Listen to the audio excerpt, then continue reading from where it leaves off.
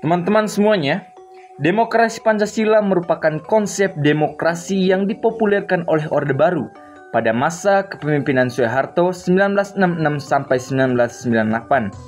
Istilah demokrasi Pancasila lahir dari konsep pemikiran yang kontra atau berlawanan terhadap konsep demokrasi terpimpin masa Soekarno pada tahun 1959 sampai 1965. Secara tidak langsung, pemberlakuan demokrasi Pancasila pada masa Orde Baru adalah sebuah upaya delegitimasi terhadap konsep demokrasi terpimpin Soekarno. Terbitnya Surat Perintah 11 Maret atau Supersemar pada 1966 menjadi penanda dari pelaksanaannya demokrasi Pancasila masa Orde Baru.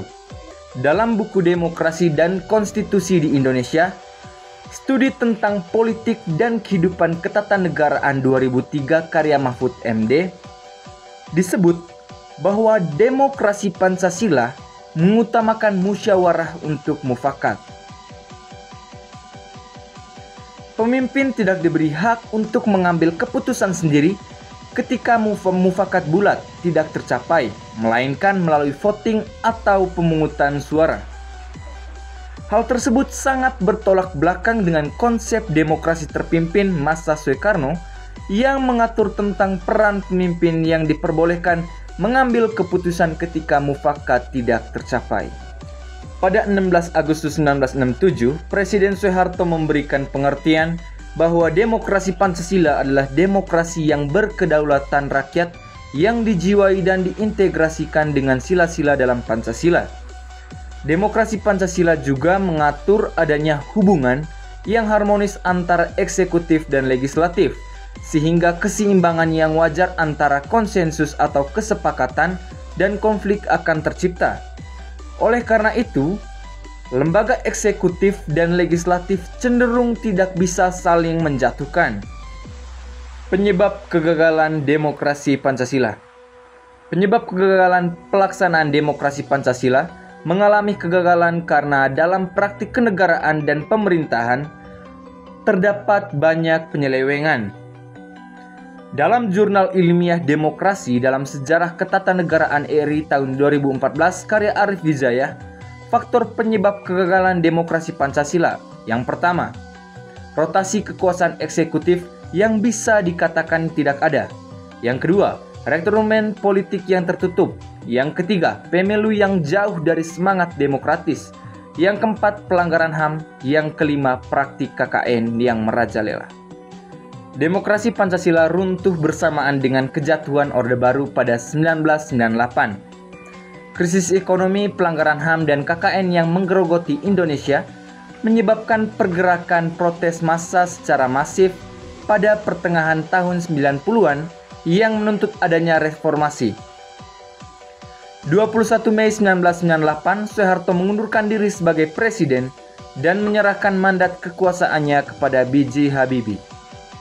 Demokrasi Indonesia periode reformasi 1998 sampai sekarang. Soeharto terpilih kembali sebagai presiden pada sidang umum MPR pada Maret 1998. Tetapi penyimpangan-penyimpangan pada masa pemerintahan Orde Baru membawa Indonesia pada krisis multidimensi, diawali krisis moneter yang tidak berujung reda. Krisis moneter membawa akibat terjadinya krisis politik, di mana tingkat kepercayaan rakyat terhadap pemerintah begitu kecil. Kerusuhan-kerusuhan terjadi hampir di setiap daerah di Indonesia.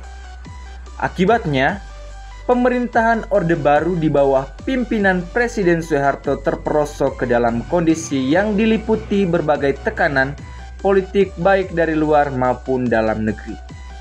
Dari dunia internasional, terutama Amerika Serikat, secara terbuka meminta Soeharto mundur dari jabatannya sebagai presiden. Dari dalam negeri, timbul gerakan massa yang dimotori oleh mahasiswa turun ke jalan menuntut Soeharto lengser dari jabatannya. Tekanan massa mencapai puncaknya ketika sekitar 15.000 mahasiswa mengambil alih gedung DPR atau MPR. Akibatnya, proses politik nasional praktis lumpuh. Soeharto ingin menyelamatkan kursi kepresidenan dengan menawarkan berbagai langkah seperti perombakan kabinet dan membentuk Dewan Reformasi. Tetapi pada akhirnya Presiden Soeharto tidak punya pilihan lain kecuali mengundurkan diri dari jabatannya. Presiden Soeharto pada 21 Mei 1998 di Istana Merdeka menyatakan berhenti sebagai presiden. Dengan menggunakan Undang-Undang Dasar 1945 Pasal 8, Soeharto segera mengatur agar Wakil Presiden Habibie disumpah sebagai penggantinya di hadapan Mahkamah Agung.